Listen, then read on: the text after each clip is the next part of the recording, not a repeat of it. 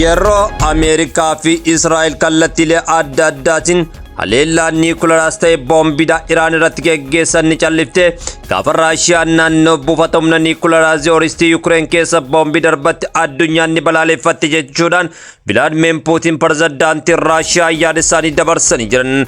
Lachuu rakkoo dhala namaatiin kan Raashiyaa balaaleffatame kan Israa'elii fi Ameerikaa eebbifamuun qabu jechuudhaan Vilaadimiir Puutiin yaada ajaa'ibsiisaa dabarsuudhaan addunyaa gurra qabsiisee jira.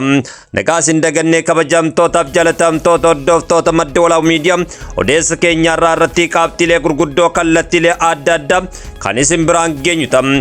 Xayyaarri waraana Ameerikaa Iraan keessa kuusuun humna waraanaa ani leenjisee fi meeshaalee gurguddoo hidhachiisan osoo hin taane akkasumas xiyyaara qilleensaa irraa isa marseen xiyyaara isaa kuuffisa osoo hin taane horsiisee bultootumatti gaafa dhaabbatee gadi ilaalu lakkisee jechuudhaan yaada isaanis dabarfataa jiru.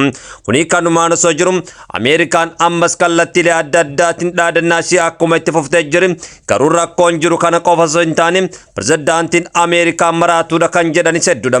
Israa'eloonni waraana nurraa dhaabaa nagaan jiraachuu barbaanne jechuun bulchiinsa Israa'el irratti hiriira kallattiilee adda addaatiin geggeessaa isaa jiraachuun yeroo ammaa kan itti fufee jira.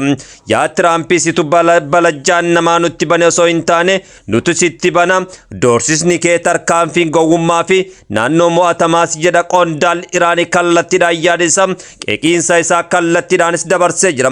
Ajajni waraana giddu galeessaa Iraan sa'aatii 48 keessatti walii galtee nagaa yoo hin fudhanne bu'uuraalee misooma biyyattii murteessoo ta'an ni balleessina jechuudhaan Doonaald Tiraamp doorsisa isaa itti fufuu wal qabateeti. Dubbii himtuun mootummaa Iraan Faaximaa Moojiri diina keenya fuuldura dhaabbachuufis haa ta'u waraana kamiifuu sodaan qaamnu jechuudhaan ajaa'ibsiisatti ergaalee ishee dabarfattee jirti. Pirezidaantiin Ameerikaadha qaanyiin gurguddaan kallattiilee adda addaatiin akka isaa qunnamaa jirus ifoomee jira. Paayileetiin Iraan keessatti kufe baraaruuf opporeeshinii godhame keessatti loltuun USA tokkollee hin duune jedha Tiraamp. Yaada isaa kan hin mootu yaada sobaati jechuudhaan kufaatiin kallattii adda addaatiin dhaqqabaa jira. Iraan dureen USA paayileetiin kuffite barbaadaa turte haleeluun kuffisuu ishee ibsitee jirti. Kanaaf kanneen biroo qabannee kallattiidhaan kan isin biraan geenyu ta'a. Yaada keenya laayik sheer gochuudhaan nu wajjin turaan ergaa keenyadha.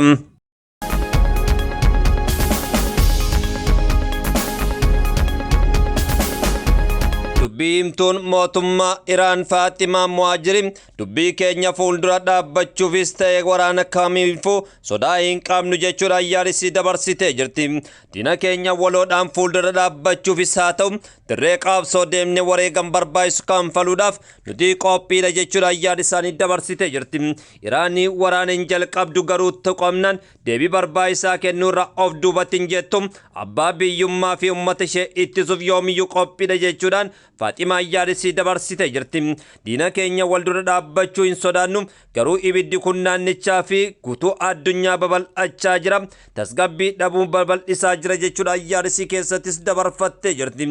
Itti aansuudhaanis yaa Tiraampisitu balbala jahannamaa nutti bane osoo hin taane nutus itti banee doorsisa keessiif tarkaanfii gowwummaa fi nama mo'amaadha jechuudhaan qondaalli Iraanii pirezidaantii Ameerikaa Doonaald Tiraampiif ergaa ajaa'ibsiisaa dabarsee jira.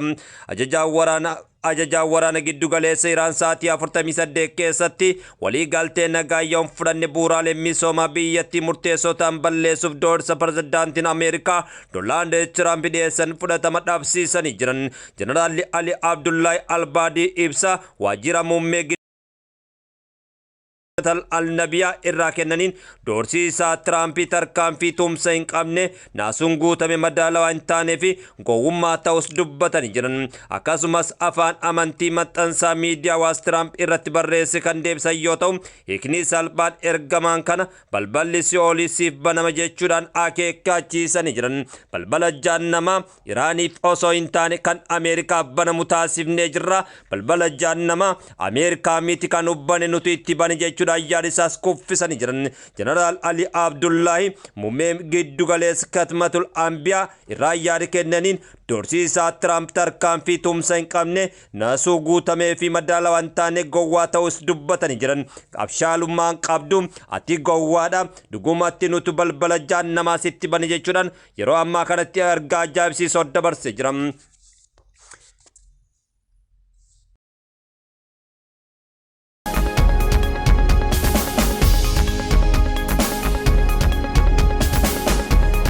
obboloonni waraanurraa dhaabaan nagaan jiraachuu barbaanne jechuun bulchiinsa Israa'el irratti hiriira mormii geggeessaa jiru. Hiriira baratamaa farra bulchiinsa Israa'el magaalota Israa'el garagaraa keessatti badhataa jiraachuu isaa maddeen adda addaa gabaasanii jiran. Mormitoonni waraanni hatattamaan akka dhaabbatuu fi haalli jireenya idileetti akka deebi'u gaafachuun Tel Aviivii fi Afiyaa keessatti hiriira geggeessanii jiran. Hirmaattonni wal dhabdee deemaa jiru irratti mufannaa qaban ibsachuun dhiibbaa uummataa guddachaa dhufe keessatti aangoowwan hojii waraanaa dhaabanii fi tasgabbii akka deebisanis gaafatanii jiran. Maddi oduu biyyattii TV Times of Israel lammiileen Israa'el waraana biyyattiin Ameerikaa waliin ta'uun Iraan faana geggeessaa jiran mormuuf Tel Aviivii fi Yerusaalem, Hafiiraa fi Kaafraa keessatti dabalatee magaalota adda addaa keessatti hiriirri geggeeffamaa jira. Poolisiin Israa'el yeroo hiriirri mormii Iraan waliin taasifamaa jiru balaaleffatu Tel Aviivii keessatti mormitoota sidhaa jiraachuu isaa maddeen ifoomsaa jiru. Israa'eloonni dhiibbaan lakkaa'aman bananiiru farra waraanaan butamanii muummichi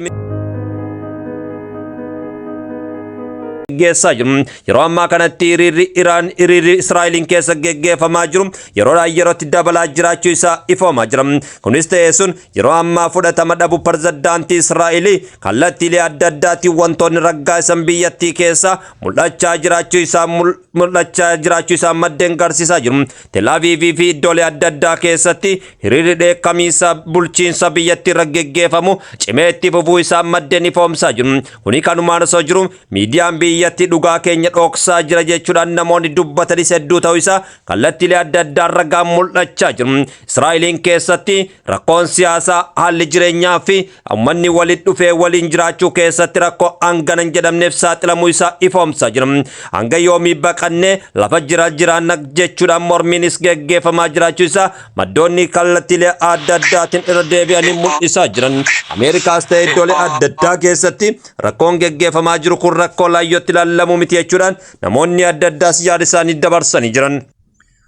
Paayileetiin Iraan keessatti kufe baraaruuf oopporeeshinii godhame keessatti loltuu USA tokkollee hin duune jechuudhaan pirezidaantiin Ameerikaa Doonaald Tiraamp yaada isaanii dabarsan. Tiraamp paayileetiin Ameerikaa Iraan keessa kufe oopporeeshinii geggeeffameen argamu ibsuun oopporeeshicha keessatti loltoonni Ameerikaa hunduu nagaa ta'uu isaanii dubbatanii jiran. Ergaa fuula miidiyaa hawaasaa isaanii Truth irratti barreesseen oopporeeshiniin loltuun Ameerikaan tokkollee osoo hin du'in geeffame jechuudhaanis dubbatanii jiran. Dabaluunis kan du'e haa hafuuti namni madaa'ee tokkollee hin jiru jechuudhaan pirezidaantiin Ameerikaa waakkii isaa cimsee itti fufee jira.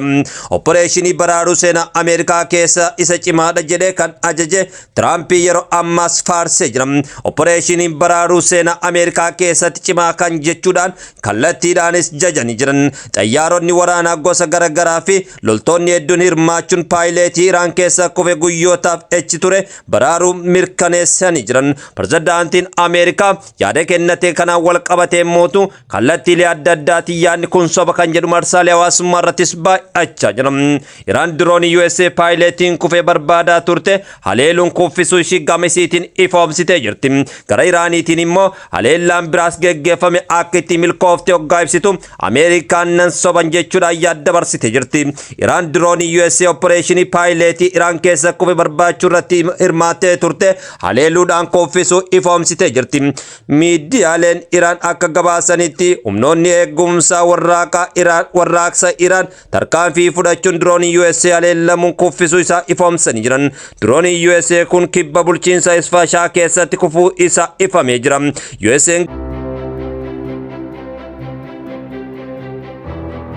Diroonii ishee rukutte kuffise irratti wanti jedhame tokkollee hin jiru.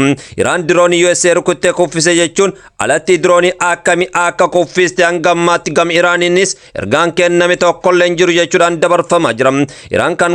Iraan kan beeksifte yeroo USA paayileetii lammaffaa Iraan keessatti kufee guyyootaaf barbaadamaa ture arguun beeksifte jechuudhaanis yaadni dabarsamaa jira. Erga waraanni kun eegalee yeroo gargaraatti Iraan dirooniiwwan USA fi kan Israa'el hedduu kuffiste miidiyaaleen biyyattii wal harkaa fuudhanii gabaasanillee Ameerikaan immoo soba jechuudhaan yeroo ammaa kanatti yaadessi dabarfachaa jirti.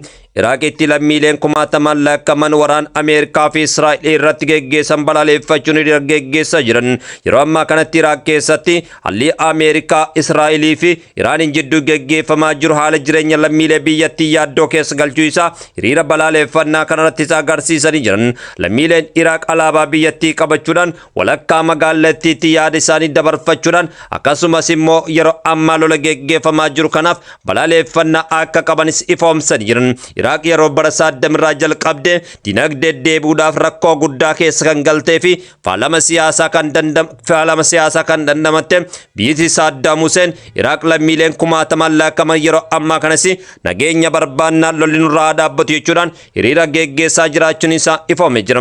Yeroo ammaa kanatti haalli geggeeffamaa jiru haala sodaachisaa ta'us ibsanii jiran. Miseensi maatii guutuu haleellaa Israa'eliin Libaanoosiin keessatti ajjeefaman suuraaleen isaanii wal harkaa fuudhanii marsaalee hawaasummaa irra deemamaa jira.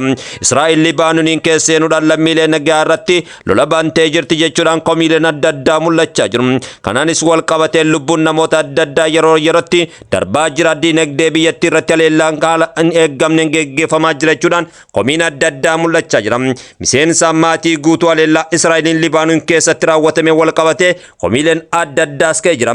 Maatiin tokko haala suukaneessaa ta'e mana keessatti ajjeefamuun isaa yaaddoo guddaa ta'ee jira. Hogganaan Iraan Ameerikaattis qooqsee jira. Ameerikaan injifannoo dabalataa sadii akka kanaan yoo galmeessite guutummaatti ni diigamti jedhe xayyaarri Ameerikaa ittisa qilleensa Iraan rukutamte barbadoofte wal qabsisee qoosaa gara Waashingitanis ergee jira. Hogganaan Iraan Ameerikaatti qoosi kun Ameerikaan injifannoo dabalataa sadii akka kanaan yoo galmeessite guutummaatti ni diigamti jedhe xayyaarri Ameerikaa ittisa qilleensa Iraan rukutamte booda hordofee wal qabsisee yaadsaa kan dabarsedha. Ameerikaan carraa tokkollee qabdu. Ameerikaan yeroo ammaa kanatti dhageetti addunyaa dhabdee jirti. Dhiiga lammiilee hedduutu harka jira. Kanaafuu Ameerikaan ammaan boodatti fudhatama tokkollee qabdu addunyaa irratti jechuudhaan hayyuun siyaasaa kunis yaada isaanii dabarsanii jiran. Rakkoolee siyaasaa kallattiilee adda addaatiin Baha Gidduu Galeessaa mudachaa tureef sababbiin guddaan Ameerikaadha.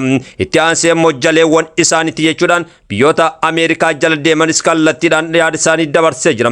Ameerikaan haleellaa biyyoota Arabaa keessa geggeessaa jiran saffisaan yoo irraa hin quusanne ammas immoo rakkoo amman hin jedhamnetu biyya Ameerikaa fi fakkaattota isaaf deeggartoota Ameerikaadha dhaqqabuuf deemam. Biyyoonni galoo galaanaa dammaqiinsaan of ilaaluu qabanii Iraaniin kaleessaa miti har'ayyuu mirgasii dabarsiteen kennitu yeroo saayinsiif teeknooloojiidhaan guddate Iraan immootu uwwisa niikularaa gaggaarii oomishuudhaaf wanti tokkollee irraan deebisu jechuudhaan yaada isaanii dabarsanii jiran.